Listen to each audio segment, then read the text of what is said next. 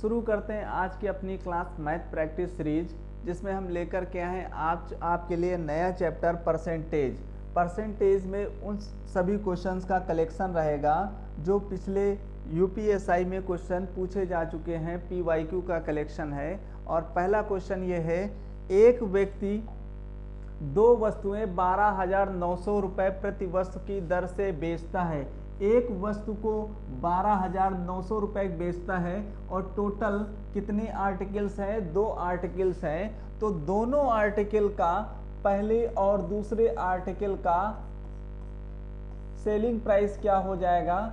दोनों आर्टिकल का selling price है 25,800 रुपये। एक वस्तु का सेलिंग प्राइस कितना है? 12,900 रुपये है। तो दोनों वस्तुओं का सेलिंग प्राइस क्या आ जाएगा? 25,800 रुपये। इस सौदे में उसे ना तो लाभ होता है और ना ही हानि होती है। नो प्रॉफिट नो लॉस हो रहा है। ये कब होगा? जब पहली और दूसरी दोनों आर्टिकल का कॉस्ट प्राइस भी कितना होगा? 25,800 रुपये होगा। उस केस में हमें क्या होगा? नो प्रॉफिट नो लॉस होगा। कोई भी प्रॉफिट और कोई भी लॉस नहीं होगा। यदि उसने एक वस्तु को 29% के लाभ पर बेची है, एक वस्तु है, पहली वस्तु को 29% के लाभ पर बेच दिया। 29% के लाभ का मतलब क्या हुआ? हमारा कॉस्ट प्राइस, जब भी लाभ और हानि होती है, प्रॉफिट और लॉस होता है, वो किस पर काउंट किया जाता है? कॉस्ट प्राइस पर काउंट किया जाता है। अगर कॉस्ट प्राइस 100% है और प्रॉफिट 29% का है तो सेलिंग प्राइस कितना आ जाएगा? 129%। जबकि सेलिंग प्राइस दिया गया है कितना? 12,900 रुपये दिया गया है। ये क्या दिया गया है? हमारा सेलिंग प्राइस दिया गया है। तो कॉस्ट प्राइस 100 यूनिट की वैल्यू कितनी आ जाएगी? 100% की वैल्यू कितनी आ जाएगी? 100% की वैल्यू कितनी आ जाएगी? 10,000 रुपये। ये 10,000 रुपये क्या है? ये 10,000 रुपये फर्स्ट आर्टिकल का क्या है? सीपी है, कॉस्ट प्राइस है। पहली वस्तु का क्या है? कॉस्ट प्राइस है। तो दूसरी वस्तु का कॉस्ट प्राइस क्या होगा? जो दूसरी वस्तु है, सेकंड आर्टिकल है, उसका कॉस्ट प्राइस क्या हो जाएगा? 15,800 रुपये। कितना आ जाएगा? 15,800 रुपये। क्यों आ जाएगा? क्योंकि दोनों वस्तुओं का सेलिंग प्राइस, कॉस्ट प्राइस कितना है? 25,800 रुपये। अगर पहले का कॉस्ट प्राइस 10,000 रुपये है तो दूसरे का कॉस्ट प्राइस कितना आ जाएगा? 15,800 रुपये। तो दूसरे वस्तु को कितनी हानि पर बेचा? कितने रुपए के लॉस पर बेचा? बेच कितने का रहा? प्रत्येक वस्तु को कितने का बेच रहा है? 12,900 रुपये का। जबकि दूसरे वस्तु को खरीदा कितने का था? 15,800 रुपये का। तो लॉस कितने का हुआ है? लॉस हुआ है 2,900 रुपये का। 2,900 रुपये का क्या हुआ है? लॉस हुआ है। हमें रुपए में लॉस नहीं बताना, कितनी हानि हुई। अगर कितनी हानि रुपए में पूछता तो कितने रुपए की हानि हुई? 2,900 रुपये की हानि हुई। हमें क्या बताना है? परसेंट में वैल्यू बताना है। और ऑप्शन में डिफरेंस बहुत दूर दूर का डिफरेंस है, इसको हम अप्रॉक्सीमेटली से कर सकते हैं, अप्रॉक्स में आंसर ला सकते हैं। ये बताना है कि ये 2,900 रुपये 15,800 का कितना परसेंट है। भाई जो भी हमें प्रॉफिट और लॉस होगा इस 15,800 पर ही होगा, ठीक है। और ये 15,800 पर 2,900 रुपये कितना परसेंट है, हमें ये बताना है। अगर हम देखें कॉस्ट प्राइस क्या है? 100% है। अगर कॉस्ट प्राइस 100% है तो इसका 10% कितना हो जाएगा? 1,580। भाई जबकि प्रॉफिट कितना है? 2,900 रुपये, मतलब 10% से तो ज़्यादा है। अगर इसका 20% देखते हैं तो 20% कितना हो जाएगा? 3,160। अगर 10% हमारा 1,580 है तो 20% कितना हो जाएगा? 2 से मल्टीप्लाई कर देंगे, 20% कितना आ जाएगा? 3,160 आ जाएगा। ये 3,160 आ गया। जबकि प्रॉफिट है कितने का? जबकि प्रॉफिट है कितने का? 2,900 रुपये का है। मतलब 20% से आंसर क्या होगा? कम होगा। और 20% से एक ही आंसर कम है, 18.35। कितना है? 18.35। ऑप्शन नंबर आपका क्या आ जाएगा? ए आ जाएगा। एग्जाम में आपको सॉल्व नहीं करना है, आपको 4 ऑप्शन में से एक सही ऑप्शन बताना है। 4 ऑप्शन में से एक सही ऑप्शन बताना है। आप पेन मत चलाइए, डायरेक्ट ही बता दीजिए कितना आ जाएगा, कितना आंसर आ जाएगा 18.35। आपने सही आंसर लगा दिया, आपका क्वेश्चन राइट है। अगला क्वेश्चन, रमा ने 2 घड़ियां खरीदी जिनकी कुल लागत 1200 रुपए थी। उसने एक घड़ी को उसके क्रय मूल्य से 20% कम पर और दूसरी घड़ी को उसके क्रय मूल्य से 50% अधिक पर बेचा। यदि उसे पूरे लेन देन में 40 रुपए का लाभ हुआ तो दोनों घड़ियों के क्रय मूल्य के बीच का अंतर बताना है। कितने रुपए का अंतर है क्रय मूल्य का, ठीक है। दोनों घड़ियों की कुल लागत कितनी है, टोटल सीपी दिया गया है कितना, 1200 रुपए दिया गया है।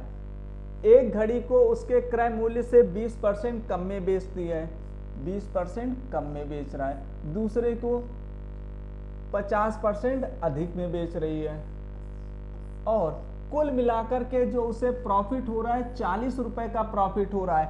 अगर यहां पर हम डाटा रख रहे हैं परसेंटेज में, तो इसको भी हमें क्या बताना है, परसेंटेज में बनाना है। सबसे पहले तो इस डाटा को भी हम क्या करेंगे, परसेंटेज में कन्वर्ट कर लेंगे। टोटल 40 रुपए का प्रॉफिट हुआ है, कितने पर, 1200 पर, कितने पर, 1200 पर। कितने रुपए का कुल लाभ हुआ है, 40 रुपए का। कितना परसेंट आ गया, 10/3% आ गया। कितना परसेंट आ गया, 10/3% आ गया। तो ओवरऑल प्रॉफिट कितना हो रहा है, 10/3% का हो रहा है। ओवरऑल प्रॉफिट कितना हो रहा है, 10/3% का प्रॉफिट हो रहा है। अब इसको क्या करेंगे, हम यहां से डिफरेंस निकालेंगे। डिफरेंस निकालेंगे कैसे, अब यहां पर बटे 3 है, ये बटे 3 हट जाए तो सारी समस्या का समाधान हो जाए। बटे 3 हटाने के लिए हम अगर यहां पर ऊपर 3 से मल्टीप्लाई कर दें तो ये 3 से 3 कैंसिल हो जाएगा, कैंसिल हट जाएगा। लेकिन अगर हम यहां पर 3 से मल्टीप्लाई कर रहे हैं तो हमें सभी टर्म में 3 से मल्टीप्लाई करना होगा। अब आसानी से डिफरेंस निकाला जा सकता है। ये 3 से 3 क्या हो गया, कैंसिल आउट हो गया, ठीक है। अब इन दोनों का डिफरेंस कितना आ जाएगा, 5 3 15, 150 में 10 घटा देंगे, कितना आ जाएगा 140, कितना आ जाएगा 140। और इन दोनों का डिफरेंस कितना आ जाएगा, माइनस का 60 है, ये कितना है, माइनस का 60 है, और ये क्या है, प्लस का 10 है। इन दोनों का डिफरेंस निकालेंगे तो कितना हो जाएगा, दोनों ऐड हो जाएंगे, कितना आ जाएगा 70। माइनस माइनस क्या हो जाएगा, प्लस हो जाएगा। तो ये जो रेशियो आया है, ये रेशियो किस चीज का, हमारा कॉस्ट प्राइस का रेशियो है। किसका रेशियो है, कॉस्ट प्राइस का रेशियो है। टोटल कॉस्ट प्राइस कितने यूनिट आ गया, 3 यूनिट आ गया, और इस 3 यूनिट की वैल्यू दी गई है 1200 रुपए। टोटल कॉस्ट प्राइस कितने यूनिट है, 3 यूनिट है, और टोटल कॉस्ट है कितना, 1200 रुपए। मीन्स इस 3 यूनिट की वैल्यू कितनी है, 1200 रुपए। 1 यूनिट की वैल्यू कितनी आ जाएगी, 400 रुपए आ जाएगी। और यही हमारा क्या है, आंसर है। दोनों के क्रय मूल्य के बीच का अंतर बताना है। क्रय मूल्य कितना है, 2:1 के अनुपात में इनके क्रय मूल्य में अंतर कितने का, 1 यूनिट, और इस 1 यूनिट की वैल्यू कितनी आ गई, 400 रुपए आ गई। Option number C. अगला क्वेश्चन, एक डेटा कार्ड को 16,740 में बेचने पर 24% का लाभ होता है। डेटा कार्ड का क्रय मूल्य बताना है कि क्रय मूल्य कितना होगा, ठीक है। क्रय मूल्य क्या होता है हमारा, 100% होता है। कितने बेच रहा है, 16,740 रुपए का बेच रहा है, 16,740 रुपए का बेच रहा है, तो कितना हो जाएगा 124। कितना आ जाएगा भाई, अगर क्रय मूल्य हमारा 100% था, 24% का लाभ हो रहा है, तो परसेंट में क्रय मूल्य कितना आ रहा है, 124% आ रहा है। और ये 124% की वैल्यू दी गई है 16,740। कितना दिया गया है, 16,740। हमारा क्रय मूल्य क्या है, क्रय मूल्य होता है हमारा 100%, तो 100% की वैल्यू क्या है, हमें यही क्रय मूल्य बताना है, 100% की वैल्यू बतानी है। 100% की वैल्यू क्या आ जाएगी, 16,740 बटे 124 मल्टीप्लाई बाई 100। हालांकि ऐसे आपको करना नहीं है, ऐसे नहीं करना है। आपको करना कैसे है, 124% की वैल्यू कितनी दी गई है, 16,740।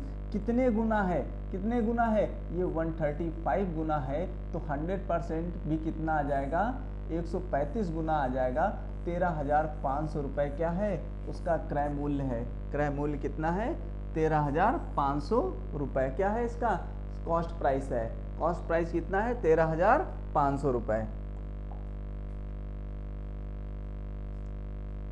एक मोबाइल 25% की हानि पर 15,825 में बेचा गया। यदि इसे 25,320 रुपये में बेचा गया होता तो इस पर वास्तविक लाभ या हानि बताना है, कितना होगा। कितने रुपए का प्रॉफिट और लॉस होगा, प्रॉफिट होगा कि लॉस होगा, हमें ये बताना है।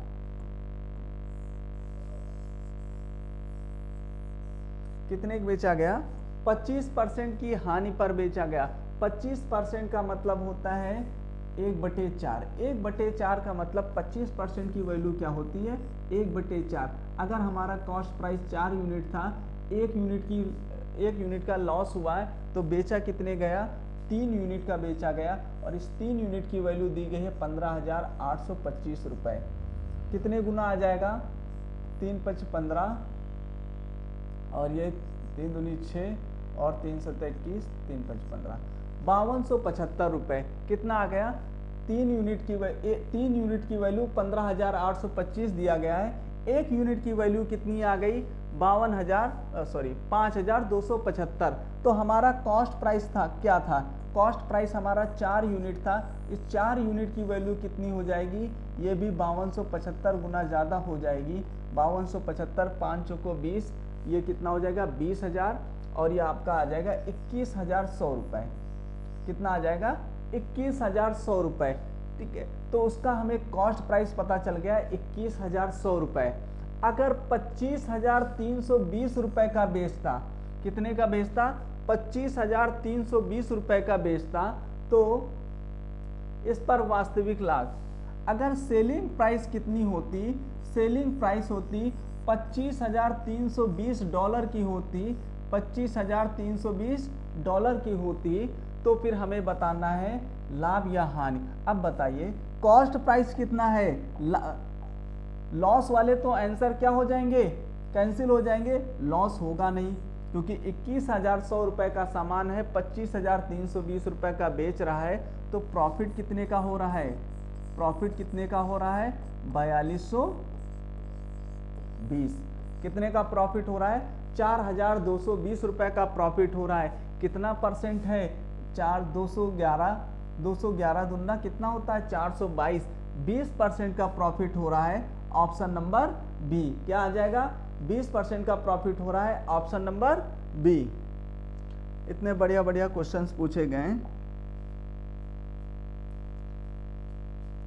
अगला क्वेश्चन लगाइए, क्या है,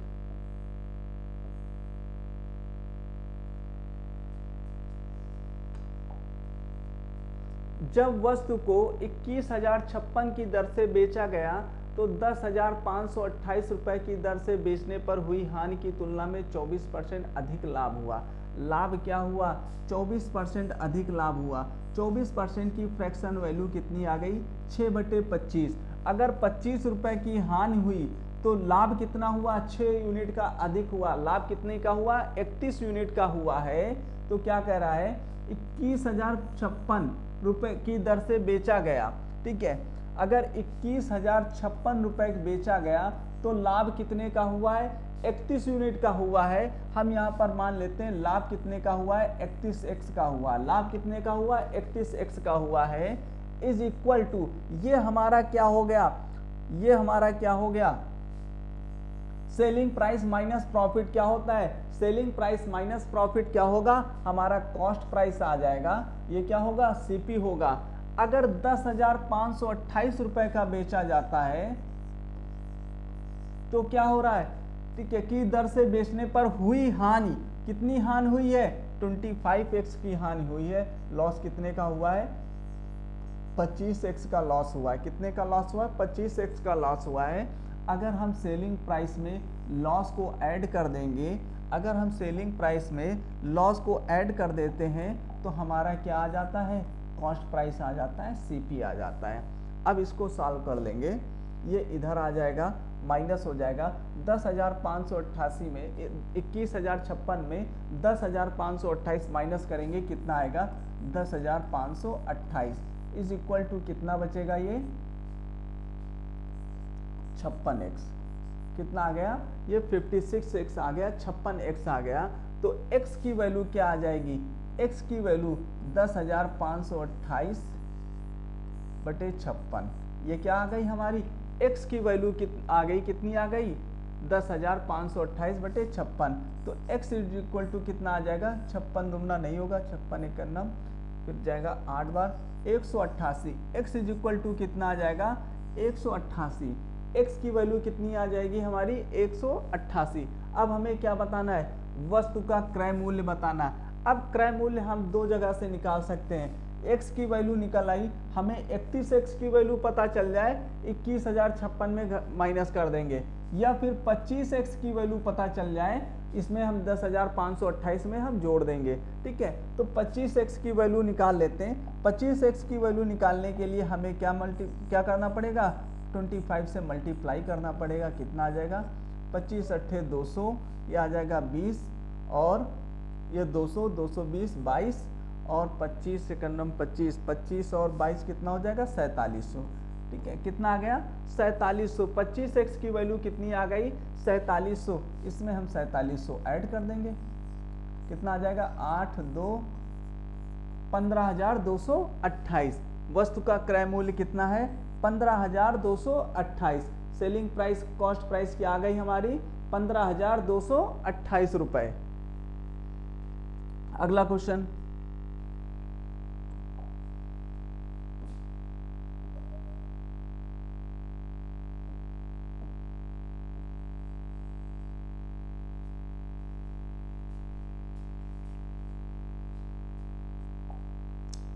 एक पेन ड्राइव को 1710 में बेचने पर 1710 में बेचने पर एक दुकानदार को 24% की हानि होती है।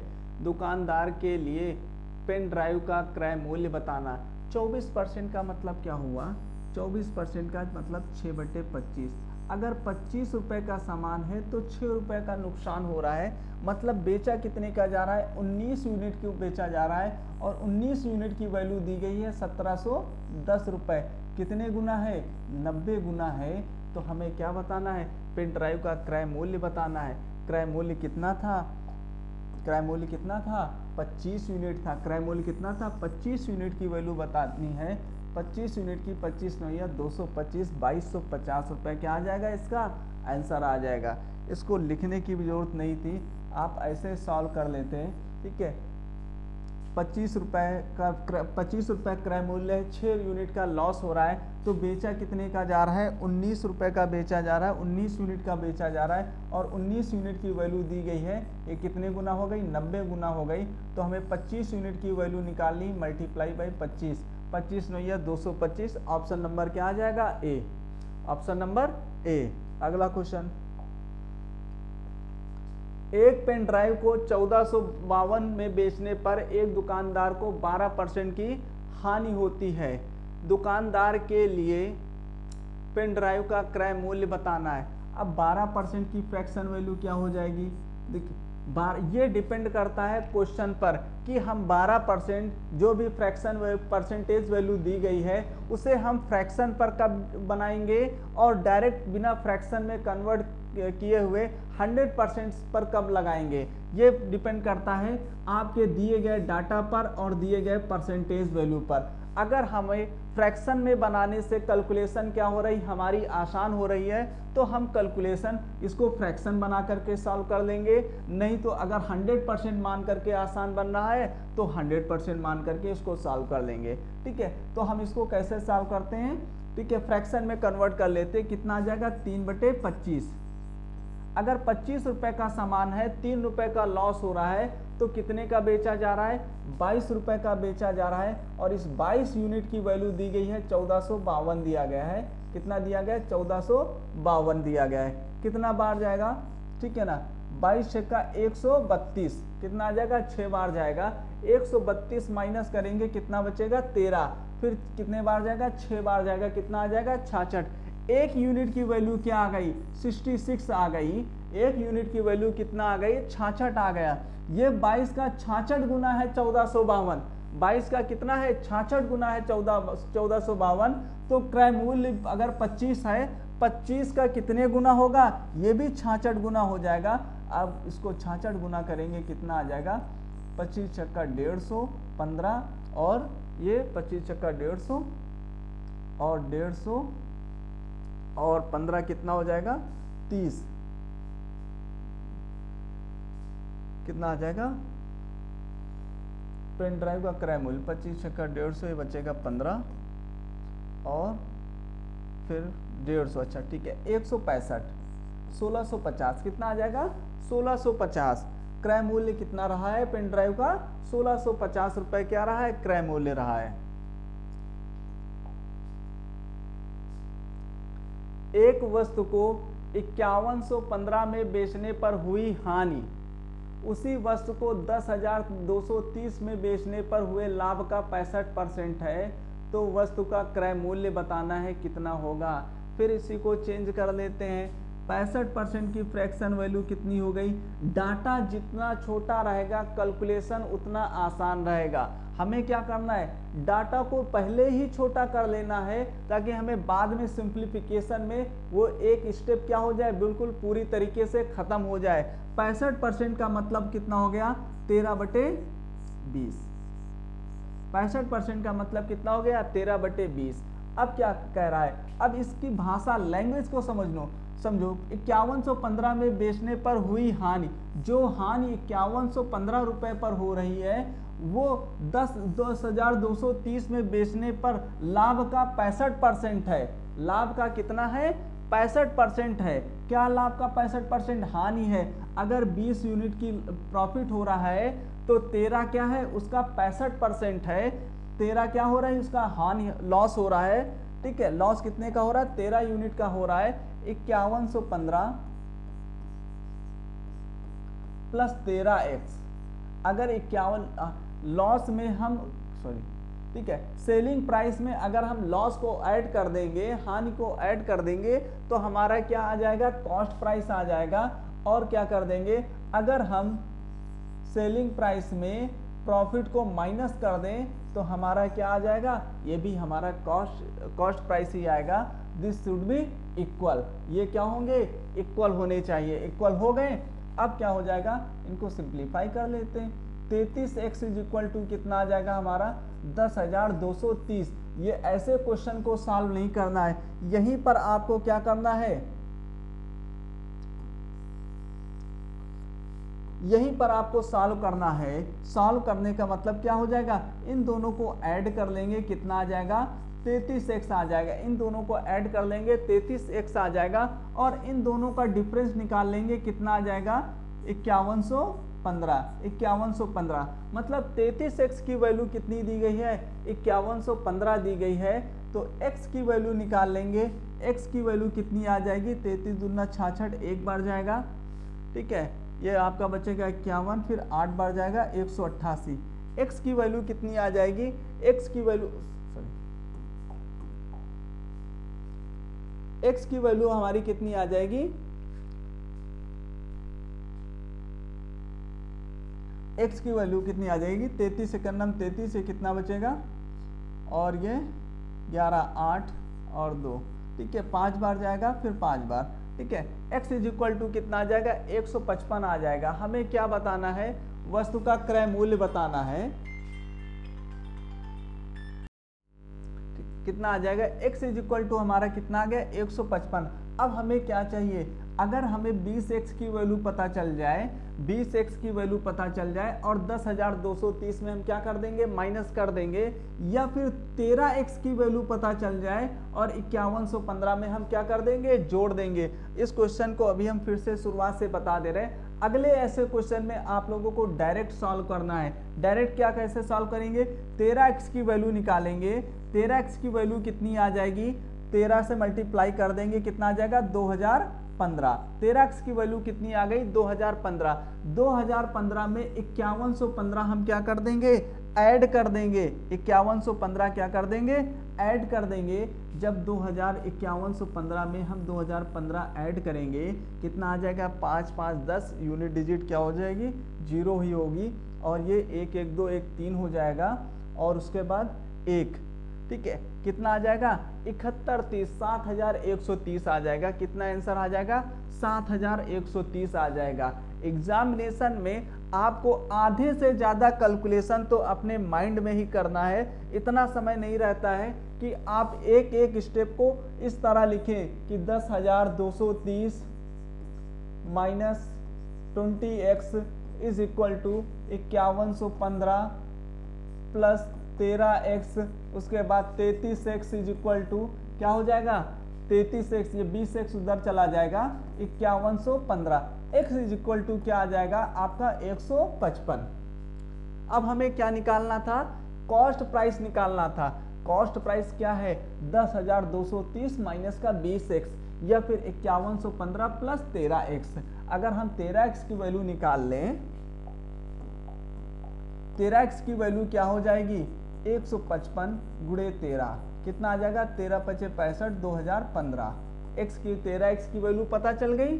अब क्या हो जाएगा 5115 प्लस 13x कितना आ जाएगा 7130, कितना आ जाएगा 7130। अगला क्वेश्चन, एक स्मार्ट टीवी 1,55,000 रुपए में खरीदा गया। इसकी कीमत 35% अधिक अंकित मूल्य पर रखी गई थी। इसे अंकित मूल्य पर 20% की छूट पर बेचा गया। स्मार्ट टीवी का लाभ परसेंट बताना है, प्रॉफिट परसेंट बताना है, ठीक है। जब हमें परसेंटेज वैल्यू दी गई है और आंसर भी परसेंटेज में बताना है, तो इस डाटा का कोई भी मतलब नहीं है। ये सिर्फ आपके कैलकुलेशन को क्या कर देगा, इंक्रीज कर देगा। यहाँ पर हम दो तरीके से लगा सकते हैं, एक तो 100 मान करके लगा सकते हैं, दूसरा सक्सेसिव से लगा सकते हैं।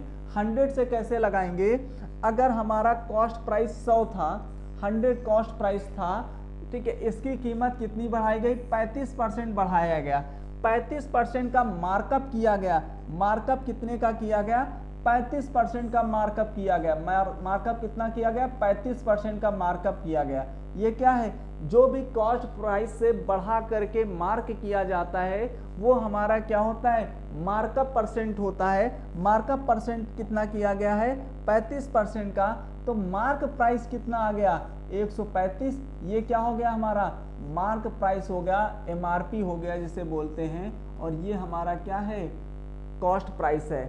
कॉस्ट प्राइस किसी वस्तु को जितने में तैयार किया गया है, जितनी लागत लगी है, वो हमारा क्या होता है कॉस्ट प्राइस, और उसमें जितना बढ़ा करके किसी फैक्ट्री से 100 रुपए का सामान बन करके निकला, अब वो फैक्ट्री वाला 100 रुपए में तो बेचेगा नहीं, बेचेगा कुछ बढ़ा करके, और ये भी जानता है कि अगर बाहर मार्केट में जाएगा तो जो भी हम रेट अगर 5 रुपए बढ़ा करके लेंगे तो उसमें भी कम किया जाएगा, तो बढ़ा करके मार्कअप कर दिया जाता है, तो हमारा क्या बन जाता है मार्क प्राइस बन जाता है। अब इस पर क्या, जो भी डिस्काउंट दिया जाता है, छूट दी जाती है, वो मार्क प्राइस पर दिया जाता है। मार्क प्राइस पर 20% की छूट दी गई। 20% का मतलब कितना हो गया 27 रुपए की छूट दी गई है। तो 27 रुपए की छूट देने के बाद बेचा कितने का गया, डिस्काउंट कितने परसेंट का किया गया, -20% का डिस्काउंट किया गया। डिस्काउंट करने के बाद कितने रुपए का बेचा गया है 108 रुपए का बेचा गया है। 135 का 20% कितना होगा 27 होगा। अगर 135 में 27 माइनस कर देंगे 108 आ जाएगा। 108 हमारा क्या आ गया, हमारा सेलिंग प्राइस आ गया। और प्रॉफिट और लॉस का कैलकुलेशन हम कहां पर करते हैं, कॉस्ट प्राइस से करते हैं। अगर हमारा कॉस्ट प्राइस 100 था और सेलिंग प्राइस कितना है 108 है, तो कितने रुपए का प्रॉफिट हो रहा है, रुपए में कितना हो रहा है 8% हो रहा है। अगर किसी चीज का कंपैरिजन हम 100 से करते हैं तो उतना ही परसेंट होता है। कितने रुपए का कितना परसेंट का प्रॉफिट हो रहा है 8% का प्रॉफिट हो रहा है। कितने परसेंट का प्रॉफिट हो रहा है 8% का प्रॉफिट हो रहा है। इसे हम सक्सेसिव चेंज से भी लगा सकते हैं। नेट चेंज निकालना है हमें। नेट चेंज कितना होगा, कितना होगा नेट चेंज? ठीक है, 35% का क्या किया जा रहा है, अधिक अंकित किया जा रहा है। मार्कअप कितना किया जा रहा है, 35% का। डिस्काउंट कितना दिया जा रहा है, 20% का डिस्काउंट दिया जा रहा है। डिस्काउंट कितना दिया जा रहा है, 20% का दिया जा रहा है। 35 गुणे 20/100, 20 पंचे 100, 5 सते 35, और ये कितना बचेगा आपका 15। 15% माइनस 7% क्या आ जाएगा हमारा 8%। प्रॉफिट कितने का हो रहा है, 8% का हो रहा है।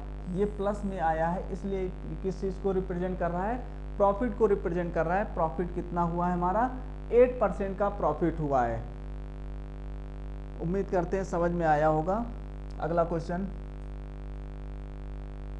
सेम वैसा ही क्वेश्चन है। एक स्मार्ट टीवी 15,700 रुपये में खरीदा गया। इसकी कीमत 20% अधिक अंकित के मूल्य पर रखी गई। इसे अंकित मूल्य पर 10% की छूट पर बेचा गया तो टीवी का लाभ। इसका कोई रोल है, कोई मतलब है, कुछ नहीं है। ये क्या करेगा, आपका टाइम कंज्यूम करेगा एग्जाम में। तो ऐसे क्वेश्चनों को आप पहचान लीजिए। ठीक है, नंबर पर हमें कैलकुलेशन नहीं करना है। जब डाटा परसेंट में दिया गया है और हमें परसेंट में ही बताना है, हमें किस में बताना है, परसेंट में ही बताना है, लाभ प्रतिशत में बताना है, तो हमें एक्चुअल डाटा की कोई ज़रूरत नहीं होती है। हम परसेंट से ही इसका सक्सेसिव निकाल सकते हैं। कितना आ जाएगा, 20 माइनस 10, ये 10 हो जाएगा, और 10 में से 2 घटा देंगे, ये भी कितना आ जाएगा, 8% का क्या हो रहा है, प्रॉफिट हो रहा है। कितना परसेंट का, 8% का प्रॉफिट हो रहा है। अगर ये क्वेश्चन नहीं समझ में आ रहा है तो मैथ में कक्षा क्लास 6 की मैथ पढ़िए, परसेंटेज, वहां से आपको बढ़िया सा समझ में आएगा। ये यूपीएसआई का बहुत ही बढ़िया क्वेश्चन है। ए ने एक वस्तु खरीदी और इसकी मरम्मत पर 410 रुपए खर्च किए। ए ने एक वस्तु खरीदी और इसकी मरम्मत पर 410 रुपए खर्च किए। फिर उसने उसे बी को 30% लाभ पर बेच दिया। बी ने उसे सी को 20% हानि पर बेच दिया। सी ने अंततः उसे 2228 में 10% के लाभ पर बेच दिया। ए ने उस वस्तु के लिए कितना भुगतान किया था। ठीक है, मानते हैं ए ने x रुपए का खरीदा। ए ने कितने रुपए का खरीदा, x रुपए का खरीदा, और उसने 410 रुपए और खर्चा कर दिए। 410 रुपए और खर्चा कर दिए, टूटा फूटा था उसे बनवाने में। तो x की टोटल कॉस्ट प्राइस कितनी आ गई, x प्लस 410। फिर उसने b को 30% के लाभ पर बेच दिया। 30% का मतलब 13/10। 10 रुपए की सामान को 3 रुपए के प्रॉफिट पर 13/10 पर बेच दिया। बी ने उसे 20% की हानि पर बेच दिया। 20% की हानि मतलब 4/5 पर बेच दिया। अंततः सी ने उसे 2288 में 10% के लाभ पर बेच दिया। अब यहाँ पर क्या हुआ, 10% के लाभ पर सी ने बेच दिया, कितने का, 2288 रुपए का बेच दिया। हमें क्या बताना है, उस वस्तु के लिए ए ने उस वस्तु के लिए कितना भुगतान किया था, कितने रुपए का खरीदा था। 11 से काट दो, 208, और ये 4 से काट दो, 52, और ये 1300 को 52, कितना आ जाएगा, 5 को 20, और ये कितना आ जाएगा, x plus 410 is equal to 2000, 2000 रुपए, और x इज इक्वल टू कितना आ जाएगा, 1690। कितना आ जाएगा, 1590। कितना आ जाएगा, 1590। कितना आ जाएगा, 1590। ऑप्शन नंबर आपका डी क्या आ जाएगा। ए ने उस वस्तु के लिए कितना भुगतान किया था, 1590 रुपए का भुगतान किया। ये 410 रुपए तो उसने बाद में लगाया रिपेयर करने में, पहले भुगतान कितना किया था, 1590। ये नहीं समझ लेना कि 2000 रुपया हो गया। ऑप्शन नहीं दिया गया, नहीं तो लगा देते हैं। 17% की छूट के बाद मेज का विक्रय मूल्य 20,700 50 रुपये है। यदि क्रय मूल्य अंकित मूल्य का 70% है तो क्रय मूल्य बताना है। 17% की छूट का मतलब कितना हो गया? 83। अगर मार्क प्राइस हमारा 100% है, 17% की छूट किस पर दिया जाता है? डिस्काउंट पर दिया जाता है। अगर मार्क प्राइस 100% है तो 17% का डिस्काउंट दिया जा रहा है। बेचा कितने का जा रहा है? 83% का बेचा जा रहा है। जबकि रुपए में कितना बेचा जा रहा है? 20,750। 83 यूनिट की वैल्यू दी गई है, कितना? 20,750 रुपए दी गई है। तो हमें बताना है क्रय मूल्य। ठीक है, कितने गुना है ये? 83 दूना 80, 160 और ये 166। ठीक है ना, कितना बचेगा? 5 बार जाएगा 250। ठीक है, कितने गुना है? 250 गुना है। तो हमारा 100% की वैल्यू क्या आ जाएगी? 100% मतलब मार्क प्राइस कितना आ जाएगा? मार्क प्राइस आ जाएगा 25,000 रुपये। मार्क प्राइस कितना आ जाएगा? 25,000 रुपये। अब कह रहा यदि क्रय मूल्य अंकित मूल्य का 70%, इसका 70% कितना है? क्या है? 70% क्रय मूल्य है। तो 70% निकालो, 25 सत्ते 175, 17,500 रुपये। कितना आ जाएगा क्रय मूल्य? 17,500 रुपये। क्या है हमारा? क्रय मूल्य है। क्रय मूल्य कितना है? 17,500 रुपये।